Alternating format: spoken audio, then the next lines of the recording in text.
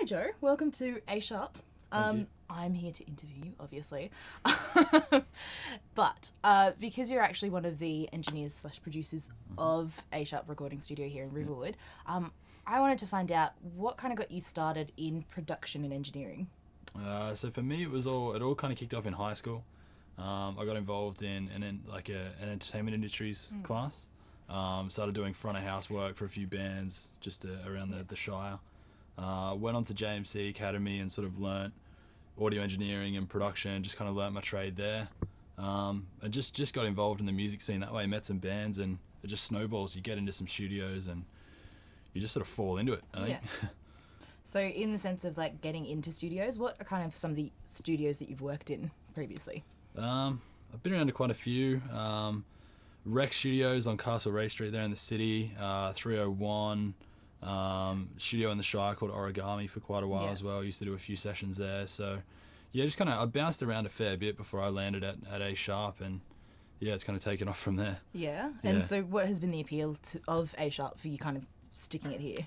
I think it's a number of things. It'd be hard to narrow it down to one. I think I'm big on gear. I'm a bit of a gear nerd, so I like the selection of outboard gear. You know, two LA2As and a couple of 1176s. The mic selection's fantastic. I'm an SSL fiend as well, so the AWS is kind of a big deal for me as well. And the space. It's a beautifully treated room, and it feels homely as well. I never feel like I'm at work when I'm in here, which is kind of nice. So yeah. Pretty cool. And has given that you're kind of into the SSL, has SSL recordings and things that have been recorded with the SSL been part of your early influences in production and engineering? Yeah, very much so. I think that's kind of what stemmed it. I mean, I'm a big fan of like the early 90s hip hop, and that was kind of the soundtrack of my teenage years, if you like, the whole hip hop thing. The old SSL 4000G console was kind of instrumental to a lot of that. Yeah. So I think that's what kickstarted it, and then as I got into, audio and started learning my trade, it stopped being that and started just being the sound of the SSL.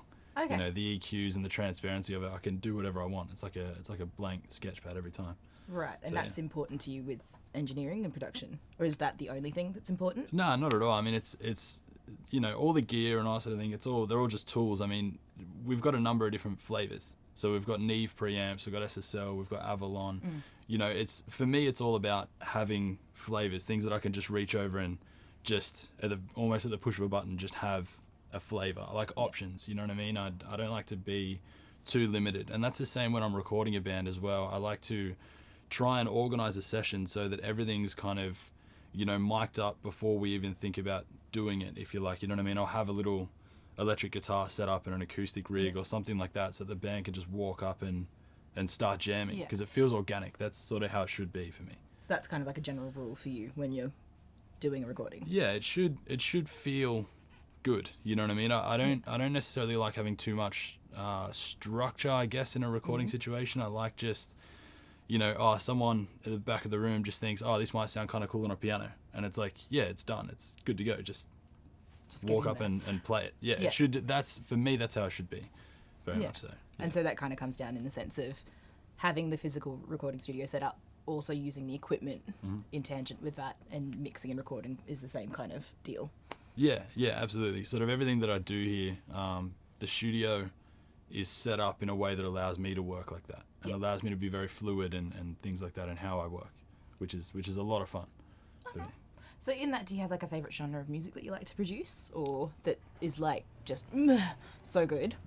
It's kind of that's a fairly evolving thing. I like working with anything with a strong rhythm to it, or a strong sense of groove. Like as I say, I grew up on hip hop back in the day, so it's a lot of syncopation and it's all very drum heavy. So any bands that I get a chance to work with that have that same kind of feel, are doing interesting rhythms and things like that, excite me a little bit more. But I mean, I'm also a bit of a sucker for anything kind of Brit rock, that whole like gritty guitars and dirtier drums and things like that. That's kind of where I'm most at home, but a bit of everything. It's just and music do you that do a bit excites of me. that? Like, do you do a bit of the writing of the drums and that kind of stuff? Or? Yeah, I try and get involved in a lot of that sort of thing. Not as far as going to call myself a songwriter or anything like that, but programming drums and that kind of thing. That all comes down to probably the whole hip hop influence Yeah. again. I like getting involved in that kind of thing as much as I can. Yeah. Awesome. Yeah. Okay. So what do you think is probably like the biggest challenge about being a producer and engineer?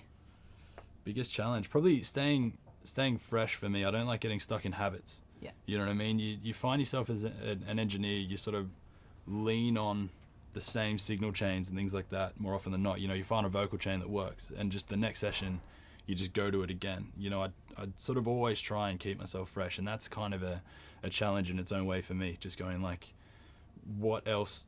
Like, what am I going to do differently today to just keep progressing as an engineer, keep learning gear and that kind of thing. But it's a fun challenge, definitely. Yeah. You know, it could be worse. Yeah, well, probably could be worse. So is that kind of how you've started kind of collecting more instruments and gear and that kind of stuff? Yeah, because it all goes back to having flavors and options. Like I was saying before, it's you know, I like toying with different combinations of sounds. You know what I mean? Like I'll I'll do a project where, you know, I'll sort of be using a lot of the Neve flavors that we have here. You know, I'll do all my guitars through 1073s or something like that, and then the next session I'll, you know, conscious choice. It's like I'm gonna do something else, just not so much for the sake of it, but to stay fresh. You know?